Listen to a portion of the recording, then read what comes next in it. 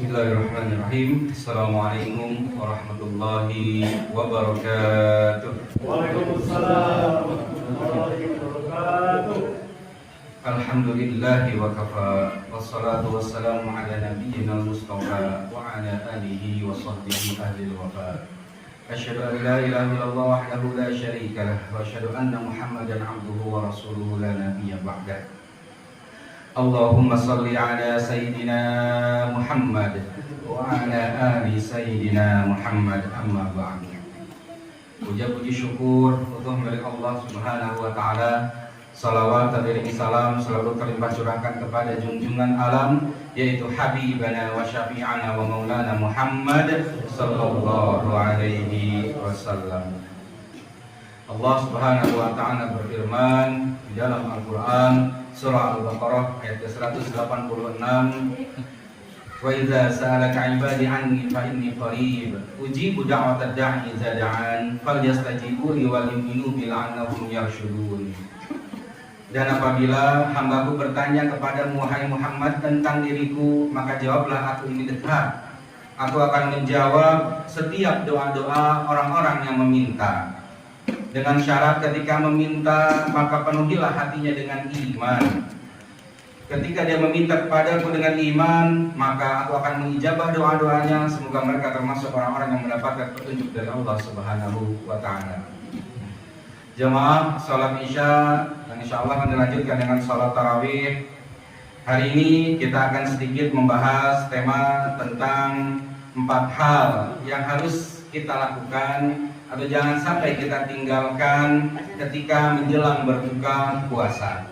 Karena momentum berbuka puasa inilah momentum yang banyak sekali umat Islam, saudara seiman kita, mungkin bahkan kita sendiri yang melalaikannya. Padahal sesungguhnya Nabi Muhammad SAW bersabda, "Lis-shaim farhatan." Untuk orang yang berpuasa itu Allah karuniakan 2 kebahagiaan. Apa saja kebahagiaan tersebut? Kebahagiaan yang pertama adalah inda fitrihi, ketika berbuka puasa. Kemudian kebahagiaan yang kedua yaitu ketika di hari kiamat, inda liqa'i rabbih, ketika berjumpa dengan Tuhannya yaitu Allah Subhanahu wa ta'ala. Maka apakah atau apa saja kebahagiaan yang didapatkan bagi orang-orang yang berpuasa? Salah satunya adalah dijabahnya doa bagi orang-orang yang berpuasa, as-shaim hatta yuftir, yaitu ketika dia akan berbuka puasa, Allah akan mengijabah doa-doanya selama puasanya benar. Selama puasanya tidak hanya menahan lapar dan haus saja, dia sanggup menahan syahwat kemaluannya, syahwat telinganya, syahwat hatinya, ataupun syahwat pandangannya dan syahwat yang lainnya. Dia menjaga betul puasanya. Oleh karenanya bagi kita yang hari ini sedang menjalankan ibadah puasa, maka jangan sampai kita terlewatkan waktu ataupun doa yang mustajab yang Allah sediakan bagi orang-orang yang berpuasa, khusus yaitu ketika persiapan kita menuju berbuka puasa. Apa yang kita harus lakukan? Yang pertama yang Rasulullah SAW ajarkan adalah tajdidul iman, memperbaharui iman kita. Maka ketika berbuka puasa yang kita perbanyak adalah membaca syahadat. Syahadat penting, tidak hanya dibaca ketika salat saja. Ketika akan berbuka puasa pun maka awalilah puasa kita, maka awalilah iftar kita, berbuka puasa kita dengan membaca syahadat. Asyhadu an la ilaha illallah wa asyhadu anna Muhammadar Rasulullah.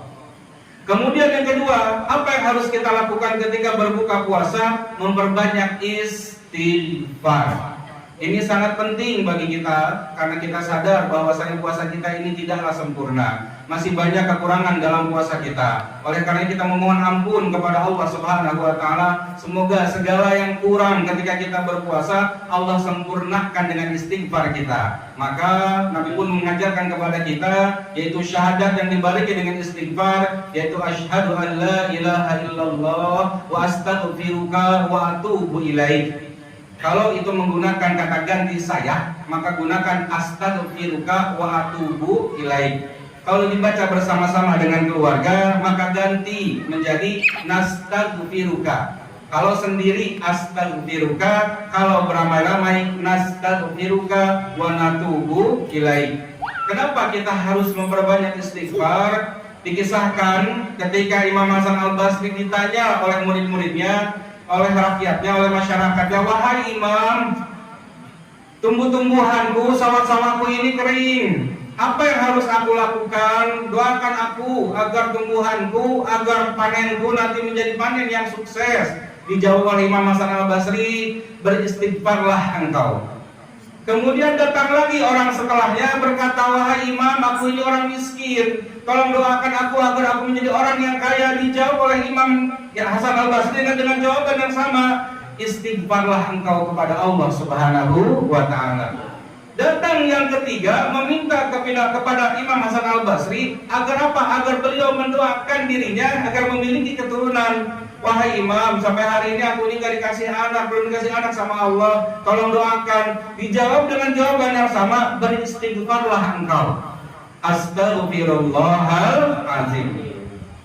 Murid Imam Hasan Al-Basri yang berada di sampingnya merasa terkejut. Kenapa? Kok Imam jawabannya sama semua? Padahal orang-orang datang dengan berbagai macam masalah. Tapi kenapa jawabannya sama? Sang imam pun menjawab, "Itu bukan jawaban dari diriku.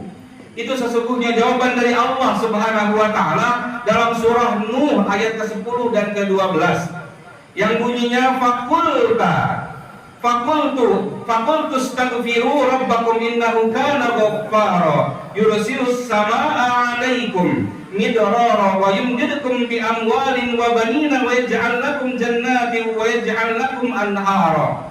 Maka aku katakan kepada mereka, mohon ampunkanlah kepada Tuhanmu Allah Subhanahu wa ta'ala. Sesungguhnya Dia adalah yang Maha Pengampun. Niscaya Dia akan mengirimkan hujan kepadamu yang lebat dan memberikan harta yang banyak dan memberikan keturunanmu berupa anak-anak dan mengadakan untukmu kebun-kebun dan mengadakan pula untukmu di dalamnya sungai-sungai. Itu jawaban dari Allah Subhanahu wa ta'ala ketika masyarakatnya Imam Hasan Al-Basri memiliki berbagai macam masalah. Maka jawabannya ada dalam surah Nuh ayat ke-10 dan 12, ayat ke-10 sampai ke-12. Semua isinya adalah perintah untuk beristighfar kepada Allah Subhanahu wa ta'ala. Maka kita pun yang akan mendapatkan farhatani, yaitu kebahagiaan ketika buka puasa dan kebahagiaan ketika berjumpa dengan Allah Subhanahu wa ta'ala di hari kiamat nanti. Maka jangan lupa untuk beristighfar ketika menjelang buka puasa.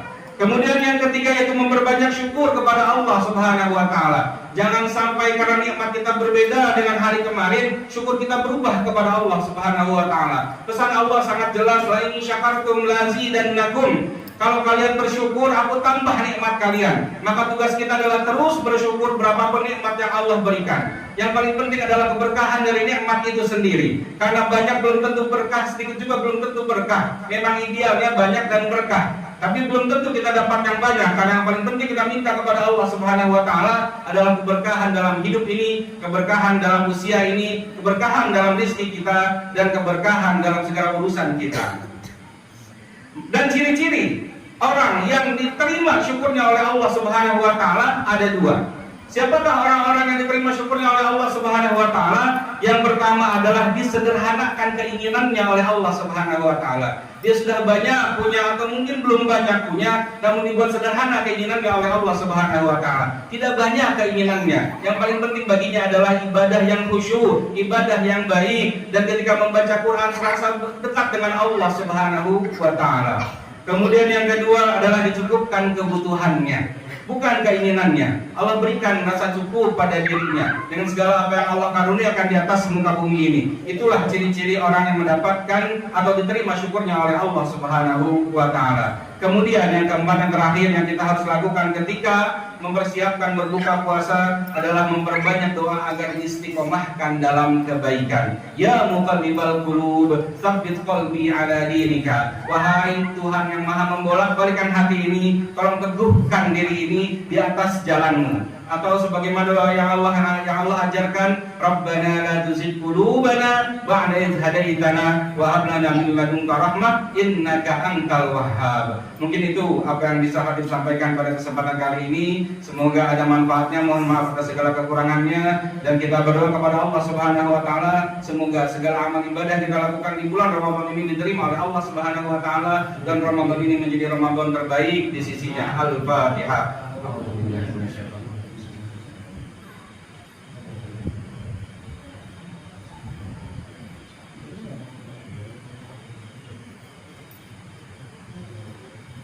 Amin ya Allah Rabbul Alamin. Assalamualaikum warahmatullahi wabarakatuh. Waalaikumsalam warahmatullahi wabarakatuh.